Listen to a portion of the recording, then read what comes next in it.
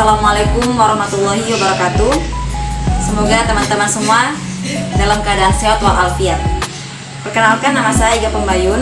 Saya merupakan mahasiswi dari Kampus Hijau Institut Agama Islam Negeri Palopo, Program Studi Manajemen Pendidikan Islam, Fakultas Tarbiyah dan Ilmu Keguruan. Baiklah, pada kesempatan kali ini saya akan melakukan bincang-bincang santai yang untuk memenuhi salah satu mata kuliah public speaking, yaitu podcast. Di sini saya bersama narasumber saya, yaitu Pak Gunawan. Beliau adalah penyuluh pertanian yang berada di bawah naungan Kabupaten Luwu Utara. Wilayah tugasnya tepatnya di Kecamatan Degunta yang terletak di Desa Mario. Baiklah, sebelum kita melakukan bincang-bincang santai pada hari ini, maka sebelumnya saya persilahkan kepada Pak Gunawan untuk membacakan biografinya. Kepada beliau saya persilahkan. Oke, terima kasih Devika. Perkenalkan, nama saya Gunawan. Saya berdomisili di Desa Sidoarjo dan saya salah satu petugas penyuluh pertanian yang berlokasi di Kecamatan Degunta, lebih tepatnya di Desa Mario. Itu adalah tugas saya sebagai seorang penyuluh, dan hampir setiap hari kami selalu berada di lapangan. Mungkin cuma itu. Baiklah teman-teman, itulah tadi biografi singkat dari Pak Gunawan selaku narasumber kita pada kali ini. Kemudian baiklah, langsung saja kita masuk ke bincang-bincang santai yang lebih mendalam, yaitu sebelum waktu semasa kuliah itu apa suka dan duka yang Bapak rasakan? Masa kuliah ya. Sebenarnya kalau kuliah itu adalah momen dimana kita itu selalu berada di dua posisi ya, biasanya antara suka dan duka. Tetapi namanya kuliah itu kan kita banyak bergaul dengan teman baru, dengan banyak orang. Jadi di situ saya cukup senang ya, apalagi juga kita dikenalkan oleh banyak teman, terutama yang berada di luar daerah. Ada yang di Sabang, Degunta, bahkan ada yang di daerah Luwu sekitar Palopo, bahkan ada yang di desa. Itulah membuat kuliah itu menyenangkan. Nah, kalau untuk suka dukanya sih, karena memang kita kuliah itu jaraknya jauh ya, antara Bone dengan Palopo itu kan kita menempuh jarak itu 60 km, dan kita berangkat kuliah itu dalam satu minggu itu kan 2 kali. Terkadang kita berangkatnya subuh, itu tiba di Palopo itu biasanya jam 8 bahkan jam 9 itu kalau dalam kondisi jalannya yang kurang bagus. Nah, itu yang membuat saya itu adalah sebuah kendala ya, tapi kita juga bersyukur dari kendala itu adalah sebuah proses ya, dimana kita untuk mencari ilmu pengetahuan gitu deh. Jurusan perkuliahan yang Bapak pilih itu keinginan sendiri atau ada dorongan orang lain? Ini kalau menyangkut kuliah ini ya, itu pertama itu karena kita kan kuliah kan waktu pertama kali masuk kan rame-rame ya, jadi kita hanya ikut saja. Tapi ketika kita memilih jurusan, nah inilah yang menjadi pertimbangan tersendiri buat saya. Karena di pertanian itu kan ada dua jurusan, yaitu agro dan agri. Nah, saya pikir ini sesuatu yang baru buat saya, itu adalah agribisnisnya. Jadi saya masuk ke situ. Kenapa saya tidak memilih agroteknologi? Saya beranggapan bahwa ini agroteknologi ini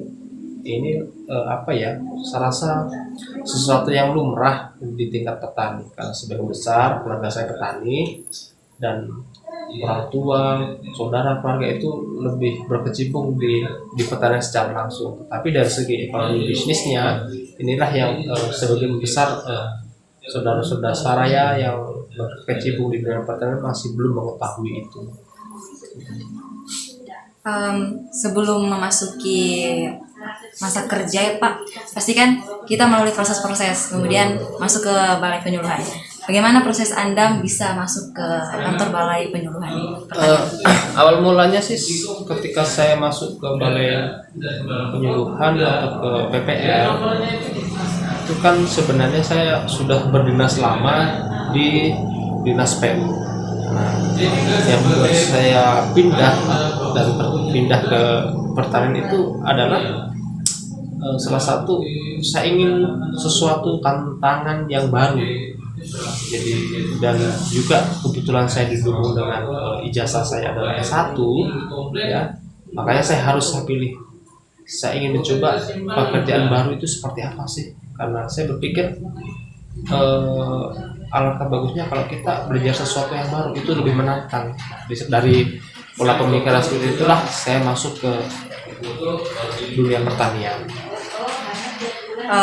Sudah berapa desa yang Bapak lakukan penyuluhan pertanian?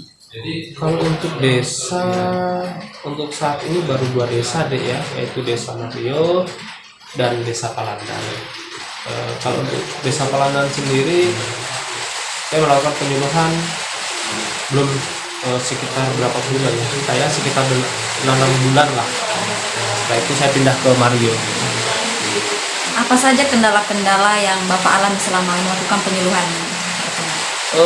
Kalau untuk kendala itu ya cukup bervariasi ya, banyak, karena kebetulan ini kan pekerjaan saya ini berhubungan dengan orang ya, dengan manusia, dan kalau di total mungkin ada sekitar 800-an orang ya yang memang harus kami bina. Dari 800 orang inilah yang karakternya mereka tidak sama, ada si A, si B, si C. Jadi memang sulit ya untuk bekerja sama dengan mereka. Apa suka dan duka yang Bapak alami selama bekerja sebagai penyuluh pertanian?